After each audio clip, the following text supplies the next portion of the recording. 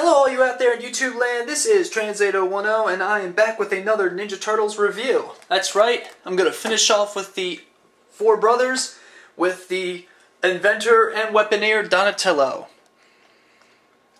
Donatello of course comes with the standard Teenage Mutant Ninja Turtles card. Perfect with all those green and purples and just a street graffiti effect in the Ninja Turtles logo, which is a almost stylized version of the original comic book logo from the 80s.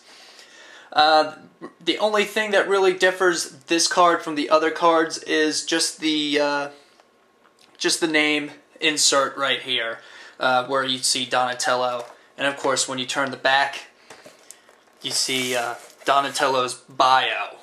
Very similar to the bio cards we got from the 80s toy line. Just use your scissors if desired, and just cut along the dotted line. Of course, down below, we have the other figures that you can collect in this line. And that's pretty much it for packaging. I've gone all over the packaging in very clear details in my other previous reviews. But for those of you who haven't seen my other reviews, well, let's just say that the greens and the purples really do make for a very nice presentation of the toy aisle. There's not a lot of waste, so you really do feel that this figure really does seem to be worth the $8 to $9 price point that you'd find in most stores. And I really do love the turtle shell. I don't know if you can see it, but the turtle shell indentations that you see right over here. All the little polygrams. Very do look like a turtle-ish feel to it. So that's it for the packaging. Let's open her up and we'll take a look at Donatello in the flesh, so to speak.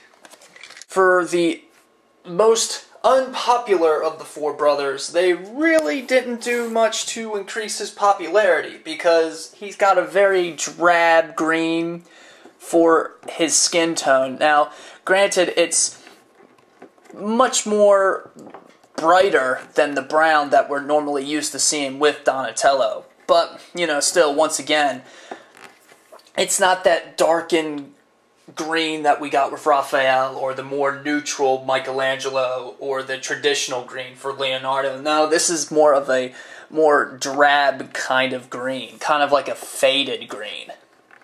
So kids may pass up the opportunity to pick up this figure when compared to all the other colorful turtle figures there are out there.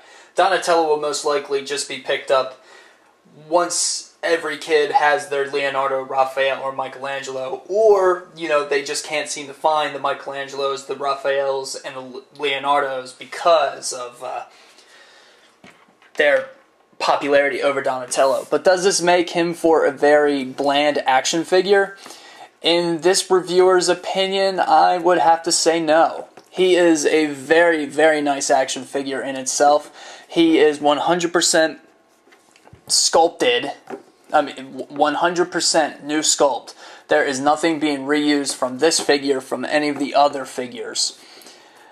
Everything about this guy is different. He's a little bit more slimmer than the brothers. His arms go out in different combos, most likely so he can hold the staff with both hands.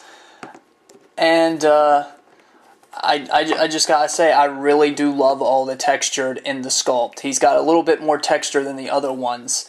A little bit more warts or pimples on his legs and his arms that I really didn't seem to find with Leonardo or the others. Very similar to his original action figure, he does have the bandolier strap that houses the sheath for his bow staff. And he does have, since he is the weaponeer and the inventor of the group, and he thinks more in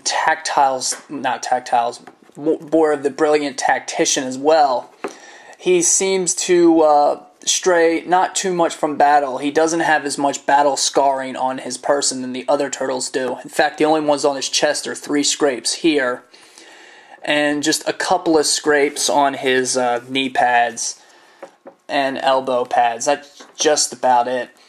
He's got the darkened wraps on his on his feet that you would normally see with Raphael and Michelangelo, but it's more lighter in color, so it fits more with Leonardo's coloring of his wraps. He does have the same little wraps on his hands as well.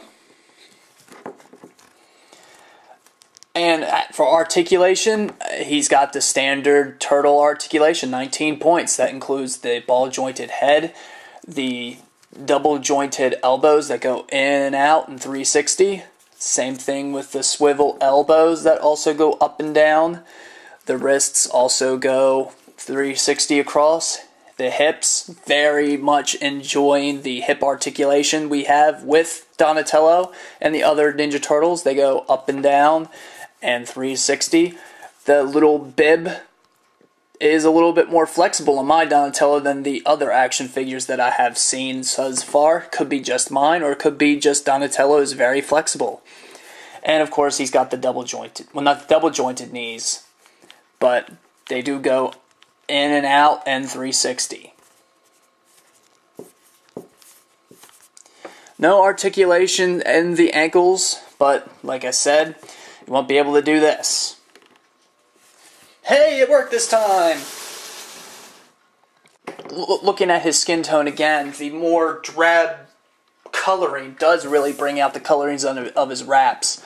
And of course the purple bandana, and it does make for a very, very nice presentation.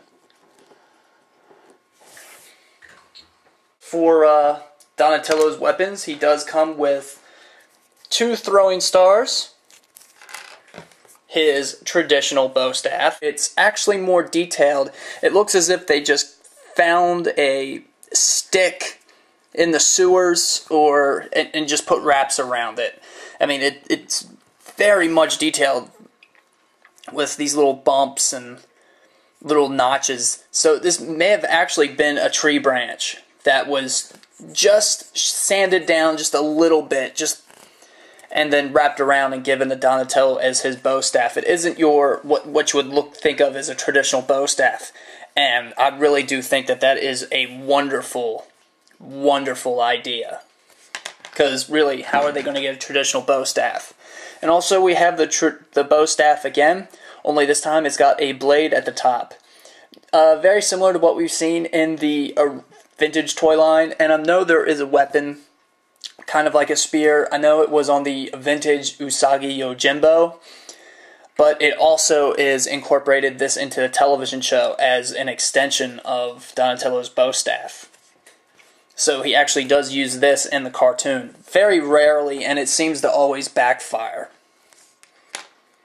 Because, you know, they can't have the show be too violent. And another idea we've seen on the show is the bow staff that actually can collapse into a 3-piece nunchaku. Once again, I have no idea what this is called. You can feel free to tell me what it is down in the comments. And much like all the other Ninja Turtles, they fit really nicely in the hands.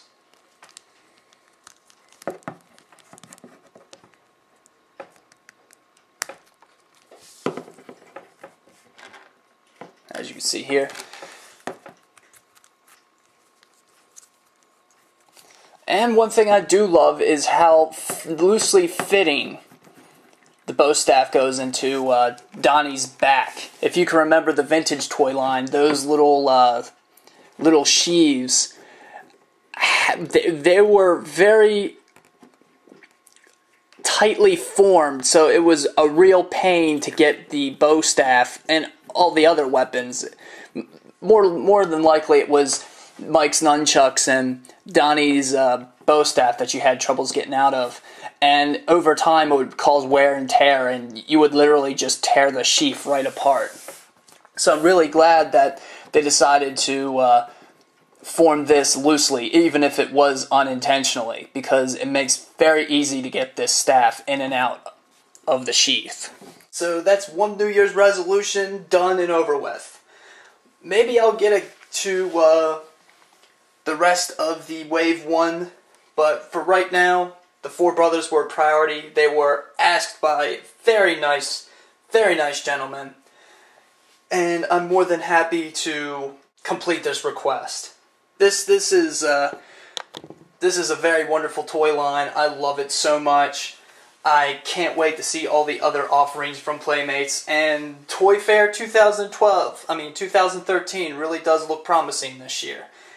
Can't wait to see all the photos from that. You can find him, all the Ninja Turtles figures are really starting to come back into stock in stores. And if you really love these guys, I would hurry up, go ahead, snag up your copies because these are extremely popular. Seems like every time someone gets a shipment in, they disappear like that. Well, this is Transata 10, and I am signing off.